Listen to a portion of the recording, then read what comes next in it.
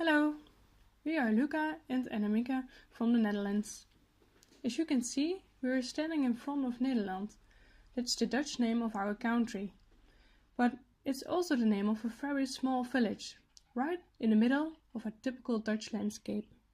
This is a place called Giethoorn.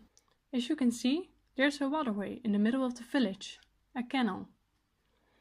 The houses are built next to the canals, and in order to reach the houses, they had to build bridges over the water. Giethoorn is a water-streaked dorp. The small canal in the middle isn't natural, it's made by people. There are almost 180 bridges, which is the only way to cross the canal and reach the houses. What are these canals used for? In the soil there was a lot of peat in the past. Around the 14th century, people began to remove and dry this peat. The dry peat was used to build fires to stay warm. It was also very important fuel at that time. They didn't have cars or trains, so they used boats to transport products over water. That's why they dug out the canals. Later on, when peat wasn't that important anymore, the people used the canals for transporting their livestock on a braam. People also began to cut cane. The canals were used to get the cane and to transport it back. Nowadays, the canals are also used by tourists. You can get on a little cruise and see the landscape, or rent a little boat to do it yourself. In Giethoorn, tourists are the primary income. There are a lot of vacation homes, restaurants, museums and some souvenir shops. The winning of peat had some extreme effect on the landscape, which can still be seen nowadays. You have to imagine that this peat was very wet, because of the high groundwater level.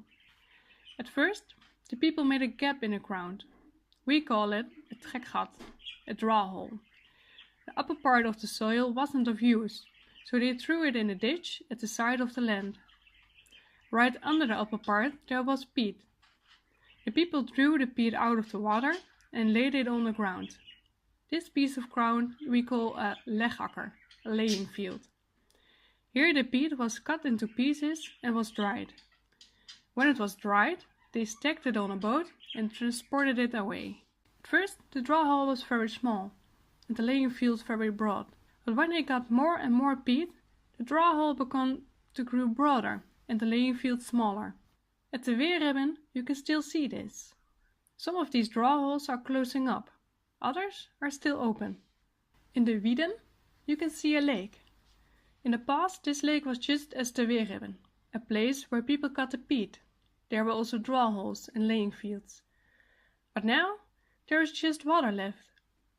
This is because the people made the draw hole too broad, the laying field too small. So the water just slammed to the bank and slammed it down. When a bank, a laying field is completely vanished, the water got more power, so more laying fields were slammed off. That's how a lake like the Wieden has arisen. The water from the ditches flows or gets pumped to small canals, then to bigger canals, to get to the big pumping station, which pumps the water to even bigger waters and eventually the sea. The ditches and pumping stations take care of the groundwater level and are important to maintain this landscape. To get across all these waters, there are bridges and tunnels, but for bikers or hikers, there is this thing, what we call a trekveer, which is a little draw ferry what works on arm power so that you can pull yourself to the other side. When you drive around, you see a lot of cane. People used to cut this off for roofing. Nowadays only a few people do this, as a hobby, to earn a little extra, or to make a living. You can see pieces of landscape with a lot of cane, with little pieces where the cane is cut off. Sometimes, in late winter, you can see a pyramid of cane, or people brush and bundle it for selling. They also burn the little pieces of ground to provide new nutrient-rich soil. The rest of the cane stays to maintain nature. In this landscape you can find typical animals. A lot of birds, especially gooses, stay here during the winter and they feed from the grass. The symbol of this area is an endangered large mammal, the otter, who lives in the cane banks and feeds from fish and water birds. If you're really lucky, you might be able to spot him here. So far, our small tour in a typical Dutch landscape. You really should come to the Netherlands sometime, so you can see it all for yourself. And also to see the other typical Dutch landscapes. Thanks for watching!